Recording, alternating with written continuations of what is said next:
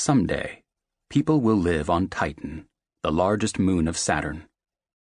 Their energy will come from burning the unlimited supply of fossil fuels on its surface, and their oxygen from the water ice that forms much of Titan's mass. The nitrogen atmosphere, thicker than the Earth's, will protect them from space radiation and allow them to live in unpressurized buildings and travel without spacesuits, in very warm clothes with respirators.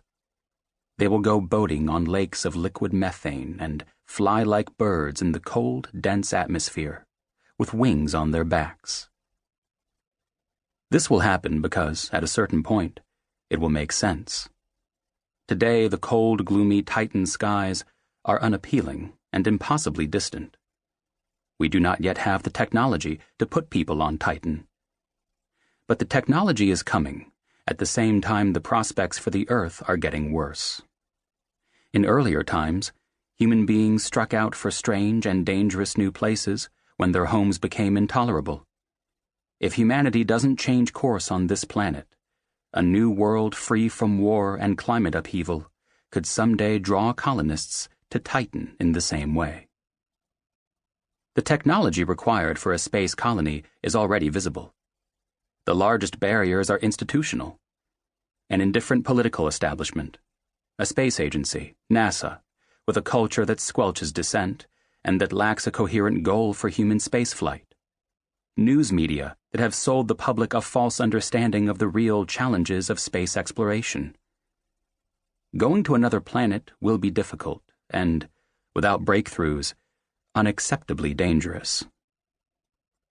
But the ingredients for a space colony are coming together. Experience building space vehicles has spread to many countries and private industry. An internet-spawned innovation culture that knows how to make new things fast has turned its attention to space. The concepts needed to get us there have been thought out already. When the moment comes, it won't be the first time human beings have embarked on a voyage that seemed impossibly difficult, expensive, and technically challenging. Our kind repeatedly built new societies in places so remote as to forbid return. When we do it again, we'll probably have reasons similar to those they had then. As authors, we have investigated science and technology as well as culture and the environment to construct our scenario about space colonization. We have pondered the fundamental issues facing humanity, our response to technology, our will to explore, expand, and consume, and how we treat one another and treat the world we already have. The most important ingredient for space colonization is the human animal, our cellular response to cosmic radiation, our psychological ability to travel for years through nothingness, and our ecological fitness for a new landscape where no organism has lived before. At least, no organism we know of. What are we? How far can we go? Scientists we interviewed often asked if we were writing science fiction or journalism.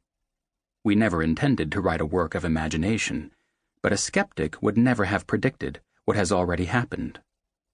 We visited a rocket factory floor where private space industry workers were sewing astronaut suits that Captain James T. Kirk would have been proud to wear. Our scenario is not based on a love of cool inventions and inspiring visions. It relies on our knowledge of people's tendency for dumb decisions, selfish drives, and messy politics. Recognizing these predictable truths makes it easier to see how technology could unfold, and more interesting and funnier too. We've had tremendous fun thinking and arguing about how this will happen. The work developed while we laughed together for many hours on Skype, Amanda at her office or kitchen table in Los Angeles and Boulder, and Charles in a home office facing his snow-buried boat in Anchorage or in the Alaska wilderness.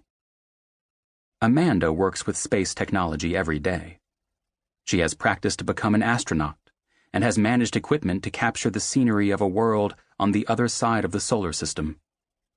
She has also navigated the bureaucracy of big science, a universe of meetings, travels, and egos like any modern organization. Laboring over the myriad details of new ideas, She has helped make the miracle of space exploration real.